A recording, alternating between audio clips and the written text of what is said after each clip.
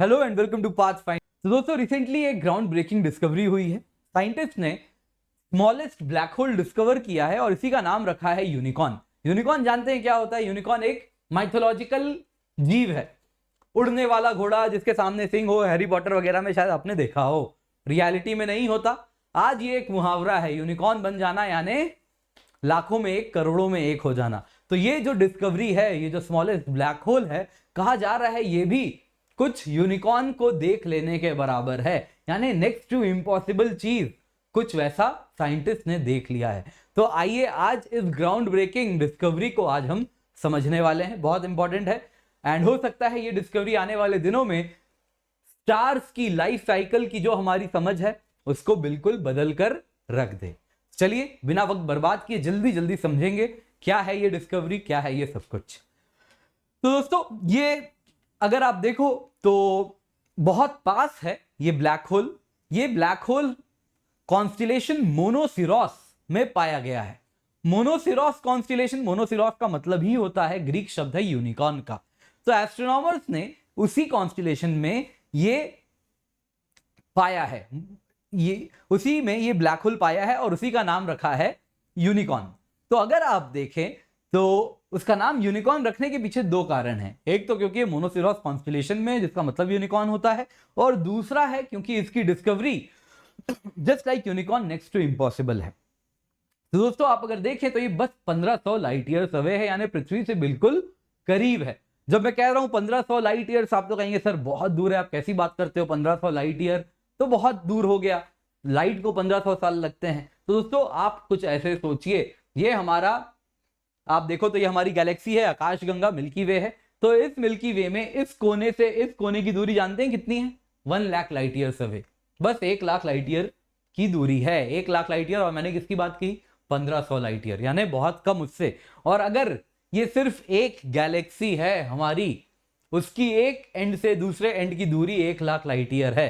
आप ये सोचिए हमारी मिल्की वे गैलेक्सी, इस यूनिवर्स की बात करें तो कई मिल्की वे गैलेक्सी जैसी गैलेक्सीज जुड़ती हैं, तब जाके एक लोकल ग्रुप बनता है। ऐसे कई लोकल ग्रुप मिलते हैं तो एक सुपर क्लस्टर बनता है। ऐसे कई सुपर क्लस्टर जुड़ते हैं तो एक लोकल सुपर क्लस्टर बनता है। ऐसे कई लोकल सुपर क्लस्टर जुड़ते हैं तो जाके यूनिवर्स बनता है। तो जैसा कहा जाता है, जैसे पृथ्वी के लिए धूल का कण है, अर्थ का डस्ट है, कुछ वैसे ही यूनिवर्स के लिए पृथ्वी है, कुछ उतना ही है। तो दोस्तों आइए इसको अब गहराई में समझते हैं। तो अभी जैसा मैंने कहा ये क्या है, तो ये अगर आप देखो तो एक ब्लैक होल है। ये ब्लैक होल कहां पे है? बस 1500 लाइट ईयर्स अवे है। तो हमारी जो गैलेक्सी है मिल्की वे, इसके सेंटर पे भी क्या है? इसके सेंटर पे भी एक सुपर मैसिव ब्लैक होल है। तो इस ब्लैक होल के चारों तरफ जितने भी सोलर सिस्टम, सन वगैरह हैं, जितने भी स्टार्स हैं इस गैलेक्सी के, सब इसी की परिक्रमा करते हैं, है ना। और इसके बीच में क्या है? एक सुपर मैसिव ब्लैक होल है। ये कुछ 4.3 मिलियन टाइम्स ऑफ सन इसका वेट है, इसका वजन है, इसका मास है। इसका मास कितना है? 4.3 मिलियन टाइम्स ऑफ सन। अब दोस्तों अगर आप देखें तो क्यों ये रिसर्च इतनी अलग है, क्या इसको अलग बनाती है? तो सबसे पहले तो देखिए इसको अलग बनाती है ये जो ब्लैक होल है जिसकी डिस्कवरी हुई है, जिसका नाम यूनिकॉर्न रखा गया है, इसका वजन महज सन से 3 गुना है। तो आज तक हमने जो भी ब्लैक होल्स डिस्कवर किए थे वो 5 टाइम ऑफ सन के वजन से ज्यादा हुआ करते थे। एटलीस्ट 5 टाइम्स दी सन का वेट तो उनका होना चाहिए, उनका हमने ढूंढा था अब तक। ऑफ लेट हमने देखा है कम वजन वाले, लेकिन इंटरमिटेंट हैं। वो ग्रेविटेशनल वेव की डिस्कवरी होने के बाद हमने कुछ शायद ऑब्जेक्ट्स देखे हैं जिसमें आज भी कंफ्यूजन है कि वो ब्लैक होल है या फिर न्यूट्रॉन स्टार है, लेकिन क्लैरिटी नहीं है। लेकिन इसके बाद हमें पक्का एक ब्लैक होल हमने डिस्कवर कर लिया है जिसका वजन महज 3 गुना ऑफ सन है, 3 टाइम्स ऑफ सन है। तो अगर आप देखें तो साइंटिस्ट ने इसको ढूंढा कैसे, सबसे पहले आइए इसको देखते हैं। तो साइंटिस्ट ने देखा कि ये जो गैलेक्सी थी मोनोसिरोस, उसमें एक स्टार थी, वो स्टार को जब ध्यान से देखा तो उन्होंने देखा इसका शेप डिस्टॉर्टेड है, गोल होने के बजाय कुछ एक एंड पे ऐसा खिंचाया हुआ है, जैसे अंडा होता है कुछ अंडे के शेप में या रग्बी बॉल के शेप में है। तो साइंटिस्ट ने देखा ऐसा कैसे हो सकता है, तो उन्होंने कहा जरूर यहां पे कोई ऑब्जेक्ट है, क्योंकि ब्लैक होल क्या होते हैं, ये सारे ऑब्जेक्ट को अपने, ये इनकी ग्रेविटी इतनी ज्यादा होती है कि ये सब कुछ, कोई भी ऑब्जेक्ट को ये अपने तरफ खींच लेते हैं। जैसे अर्थ से निकलने के लिए, अर्थ की ग्रेविटी को डिफाई करने के लिए एस्केप वेलोसिटी होती है, ब्लैक होल की ग्रेविटी को डिफाई करने के लिए एस्केप वेलोसिटी कितनी होती है, स्पीड ऑफ लाइट, यानी कोई नहीं कर सकता, कोई भी नहीं निकल सकता, लाइट भी जो चली जाती है वहां वो भी उससे नहीं निकल सकती। तो कुछ वैसे ही ऐसा पाया कि यहां पे है तो कुछ दिख तो नहीं रहा है, पर यहां पे ये जो स्टार है ये अपना शेप कुछ इस प्रकार से, इसकी डिस्टॉर्शन इसकी शेप में देखने मिल रही है। कुछ वैसे ही जैसे पृथ्वी में ओशंस को मून की ग्रेविटी से क्या होती है, मून की ग्रेविटी से आपने देखा है, जब ज्योग्राफी पढ़ा होगा तो आपने देखा होगा कैसे पानी मून के तरफ खिंचाता है और दूसरे साइड भी खिंचाता है, जैसे हाई टाइड जिस वजह से बनती है। तो कुछ वैसा ही शेप डिस्टॉर्शन इस सन में भी देखने मिला साइंटिस्ट्स को। तो ये सन का ही क्या नाम था, V723MON, तो इसका शेप डिस्टॉर्ट होके रेनड्रॉप शेप का हो जा रहा था और उसी से डिस्कवरी की गई इस ब्लैक होल की। तो देखिए दोस्तों, यूजुअली तो ये बिल्कुल बात है, तो ये पहले ही डिस्कवर हो जाना चाहिए था। तो हमारा तो अब आपको बता ही दिया है, यूनिवर्स हमने इतना ज्यादा ऑब्जर्व कर लिया है, तो बहुत, तो 1500 लाइट ईयर्स तो कुछ नहीं है हमारे लिए। अब तक हमने क्यों नहीं ढूंढा, ऐसा क्या हो गया कि अब जाके ये डिस्कवरी हुई? क्योंकि दोस्तों इसके पीछे कारण है, जो हम ट्रेडिशनल अप्रोच है हमारा ब्लैक होल्स को पढ़ने का, वो दो तरीका है, या तो हम ग्रेविटेशनल लेंसिंग से पढ़ते हैं, दूसरा जो कि स्टैंडर्ड तरीका यूज किया जाता है बहुत ज्यादा ब्लैक होल्स डिस्कवर करने में, वो है एक्सरे एमिशंस पर रिलाई करना। तो ब्लैक होल जैसा मैंने कहा ये क्या है, एक भारी वजन का कोई ऑब्जेक्ट है, सही बात है। तो स्पेस टाइम एक कपड़े का फैब्रिक समझिए, इस फैब्रिक पे यदि कोई भारी व्यक्ति आके अचानक से कूदता है, आपने देखा है बच्चे खेलते हैं उस पे कूदते रहते हैं, जंप करते रहते हैं, तो कोई भारी सा व्यक्ति आके उन बच्चों के साथ उसी जंप करे उस पर, तो बाकी बच्चे क्या होंगे, आसपास के छोटे छोटे उसके तरफ खींचे चले जाएंगे, यही होगा। तो ब्लैक होल भी कुछ स्पेस टाइम फैब्रिक में वैसा ही वजन डालती है और आसपास के सारे ऑब्जेक्ट्स को अपनी तरफ खींचती है।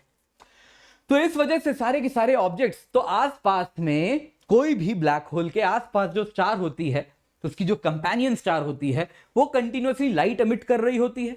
वो लाइट जब एमिट करती है तो लाइट भी उसके तरफ खींची चली जाएगी, लाइट भी उसके तरफ जब जा रही होती है तो वो इसके इस एक्रीशनरी डिस्क में फंस जाती है।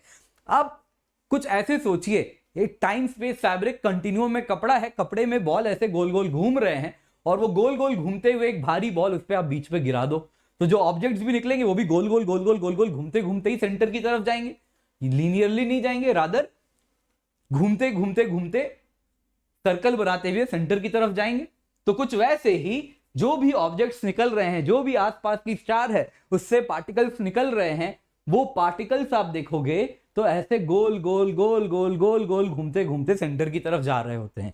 इस दौरान क्या होता है, इस दौरान होता यूं है कि वो ऑब्जेक्ट बहुत ज्यादा, कोई भी पार्टिकल बहुत ज्यादा स्पीड अटेन कर लेता है। जब वो स्पीड अटेन करता है तो वो बहुत ज्यादा गर्म होने पे साथ साथ एक्सरे एमिशंस भी रिलीज करता है, और यही एक्सरे एमिशंस आप देखोगे ब्लैक होल से दोनों तरफ इस प्रकार से निकल रही होती है, जिसको हम पार्टिकल जेट की तरह आपने यहाँ पे इमेज में देखा है। तो साइंटिस्ट क्या करते थे अब तक, वो इस एक्सरे एमिशन को ढूंढते थे, क्योंकि ऑब्वियसली आपको लाइट तो आपको दिखेगी नहीं, है ना, कोई भी लाइट तो एमिट कर नहीं रहा वो ऑब्जेक्ट, तो क्या दिखेगा, साइंटिस्ट क्या देखते हैं, बस और बस उनकी नजर रहती थी इन एक्सरे एमिशंस पर। एक्सरे एमिशन भी स्टार्टिंग में ही दिखेगी, एक बार वो सिंगुलैरिटी पार कर गया, यानी वो ब्लैक होल की ग्रेविटी के चपेट में एक बार आ गया तो अंदर घुस जाएगा, फिर एक्सरे भी एमिट नहीं होगी, लेकिन पहुंचने के कुछ देर पहले तो एक्सरे एमिट जरूर होगी। तो साइंटिस्ट वही ढूंढते हैं और साइंटिस्ट इसके साथ एक्सरे एमिशन से पकड़ लेते हैं कि भैया यहां पे ब्लैक होल है। तो ये क्या था, ट्रेडिशनल अप्रोच। पर यूनिकॉर्न के केस में आपने देखा बगल में स्टार है, तो कंपेनियन स्टार है, तो कंपेनियन स्टार के वो पार्टिकल्स को, मटेरियल को अपने तरफ इस प्रकार से खींच नहीं रही थी, क्योंकि ग्रेविटी उतनी ज्यादा नहीं है, बस 3 times the mass of the sun है उसका वजन। तो इस वजह से वो एक्सरे एमिट नहीं कर रही। तो इस वजह से आज तक हमारे आंख के इतने करीब हो के भी आज तक छुपी हुई थी, आज तक हमने उसको नहीं ढूंढा। तो ग्रेविटी वेव्स की डिस्कवरी के बाद, लिगो के बाद, हमने काफी स्मॉलर ब्लैक होल्स हो सकता है देखे हो, पर अगेन अभी भी कंफ्यूजन बना हुआ है। वो ब्लैक होल हमने देखा है 2.7 times the mass of the sun, 2.8 times the mass of the sun, वो ब्लैक होल है या फिर हो सकता है वो न्यूट्रॉन स्टार रहा हो। तो अभी तक उसमें कंफ्यूजन बना हुआ है, लेकिन ये चीज तो पिक्चर क्लियर कर देती है। और दूसरी दिक्कत क्या थी ना, ग्रेविटी वेव्स आज आई, दोबारा कब आएंगी, किस जगह से आ रही हैं, बहुत मुश्किल है पता करना। तो वो उस पर रिलायबल तरीके से आप कंटिन्यूड साइंटिफिक रिसर्च नहीं कर सकते। फिर कब कोलिजन होगा दो इतने हैवी ऑब्जेक्ट्स का, तब जाके वापस ग्रेविटी वेव आएगी तो क्या हम डिटेक्ट कर पा रहे हैं, बहुत सारे फैक्टर्स हैं। यहां पे तो क्या है, अब हमें पता चल गया है इस कॉन्स्टेलेशन में यहां पे भैया ब्लैक होल है, तो साइंटिस्ट क्या करेंगे, अब कंटिन्यूड स्टडी करेंगे। तो क्यों जरूरी है, क्यों ये रिसर्च ग्राउंड ब्रेकिंग होगा? तो देखिए, अब तक सबसे बड़ा कंफ्यूजन क्या है, स्टार्स की लाइफ साइकिल। तो अगर हमारे साइज वाला स्टार है, हमारे सन जैसा स्टार है, तो उसका क्या होता है, वो रेड जायंट बनता है और फिर नेबुला बन के फाइनली ब्लैक ड्वार्फ बन के खत्म हो जाता है। लेकिन अगर सन बड़ा हुआ, कोई स्टार बड़ा हुआ, 1.525 times the size of the sun हुआ या उससे भी बड़ा हुआ, तो उसकी कहानी क्या होती है, तो वो सुपरनोवा के बाद न्यूट्रॉन स्टार भी बन सकता है, ब्लैक होल भी बन सकता है।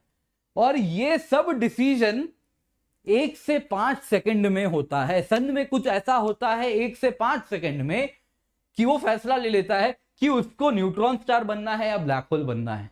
तो ये क्या हो रहा है, ये अब तक हमें मालूम नहीं, ये एक मिस्ट्री है। तो हो सकता है पास में जब ये ब्लैक होल हमारे आ जाएगी तो ये मिस्ट्री हमारी, इससे पर्दा हट जाएगा। तो हो सकता है ये smallest black hole unicorn scientist को ये पजल को पीस करने में, जोड़ने में, इस पिक्चर को कंप्लीट करने में हमारा मदद निभाने वाली है। तो ये ग्राउंड ब्रेकिंग रिसर्च है जिसके बारे में आपको सब कुछ मालूम होना चाहिए। तो दोस्तों, इसके साथ आज की क्लास होती है खत्म। तो जब भी अकेडमी आए यूज कोड KC10, क्योंकि इससे 10% ऑफ नहीं मिलेगा, बेस्ट मेंटरशिप मिलेगी, डायरेक्ट हैंड होल्डिंग मिलेगी। वीडियो लाइक जरूर करें, अपने दोस्तों के साथ शेयर करें, बेस्ट नोट्स के लिए KC10 कोड का इस्तेमाल करें। साथ साथ दोस्तों, प्लस और आइकनिक 2 प्रकार के सब्सक्रिप्शन है, आप जैसे स्क्रीन पर देख सकते हैं। इंडिया के बेस्ट एजुकेटर्स हमारे साथ जुड़े हुए हैं। KC10 कोड का इस्तेमाल करें, 4-in-1 ऑफर का भी उपयोग करें। जैसे ही आप KC10 कोड यूज करेंगे तो आपको मेंटरशिप मिलेगी, तो आपका 4-in-1 ऑफर 5-in-1 ऑफर हो जाएगा। साथ साथ दोस्तों, मेगा सब्सक्रिप्शन ऑफर चल रही है, KC10 कोड का इस्तेमाल करें, 20 बुक्स भी आपको मिलेंगी। प्लस और आइकनिक कोड आप देख सकते हैं, KC10 कोड का इस्तेमाल करें, 10% ऑफ आपको मिलता है एंड आपको ये वाली प्राइस नहीं देनी। लाइकवाइज GS एंड ऑप्शनल में कॉम्बो पैकेजेस भी यूज कर सकते हैं। 5 मई से मेरे बैच कोर्स भी स्टार्ट हो चुका है, तो यही वक्त आइडियल है जब आपको अनअकैडमी सब्सक्रिप्शन लेना चाहिए। फ्री टेस्ट सीरीज भी स्टार्ट हो चुकी है एंड इंडिया की biggest scholarship test Unacademy combat भी इस वक्त रन हो रही है। तो thank you so much for joining, have a great day.